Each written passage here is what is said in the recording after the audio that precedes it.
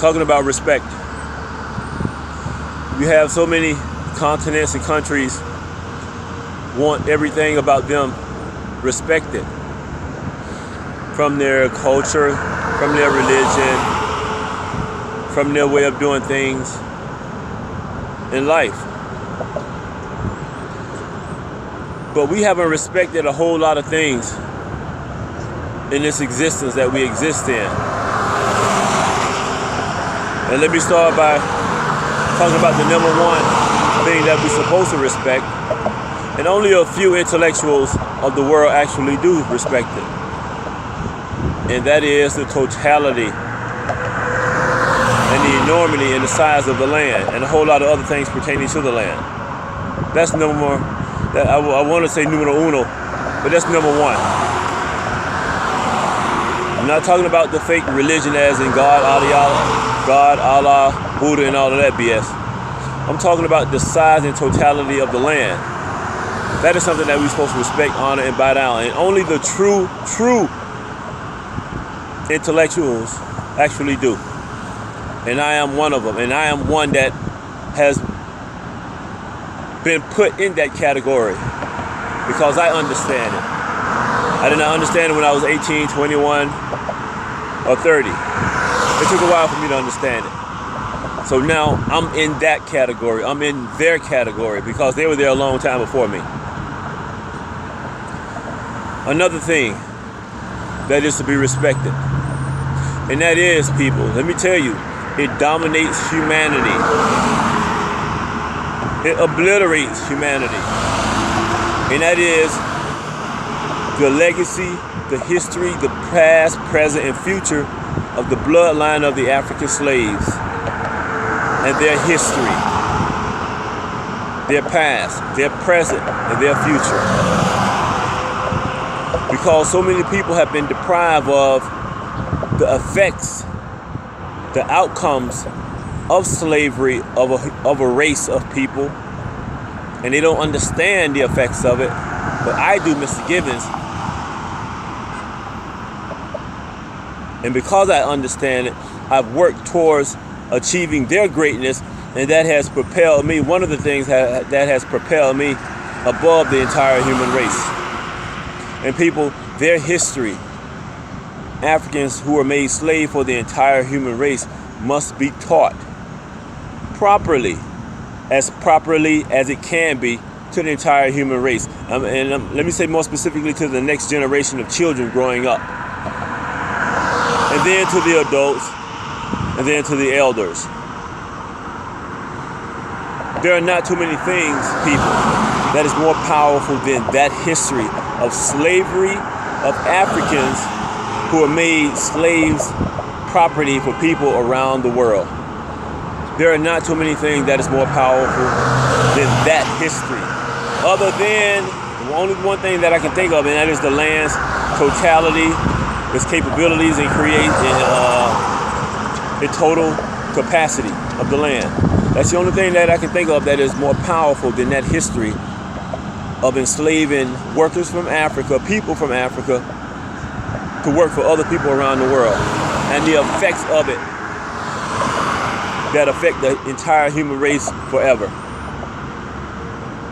And it's not because my skin is this color brown and that affiliates me with Africans who are made slaves for the entire human race. It pertains to people, because this face color brown was pretty much mainly responsible for slavery, because it was their workers that they gave to pink people with the inside of my hand color. As I said, I have the best of both worlds, because I understand both of their history, which is same as one history. It was not the pink face that caused slavery. It was the brown, because they gave away their workers.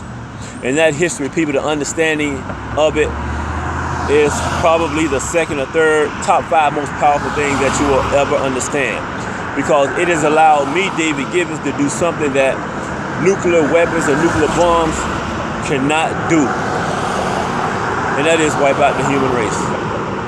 And what I mean by that is that my talents, my abilities, my intelligence is above the entire human race. That is one of the reasons I call myself the superior human being that will ever exist.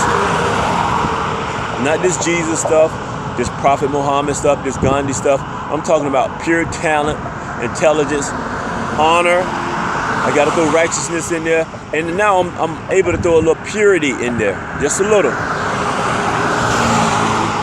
And people, as I said, my understanding is at a whole nother level. And I ran into this guy, Charles ran into me, people. That's a gorgeous story that I have to touch on at another time. And y'all have to sit down and try to understand it, and I have to try to sit down and explain it and try to make it as beautiful and as powerful as it is.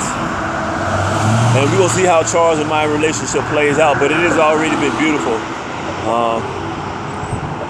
I would guess say since the first encounter that I saw him dealing with his situation, and he knew nothing about me. But going back to what we're supposed to respect people, and people want everything respected about them, from their continents, from the country, to their culture, to their religion.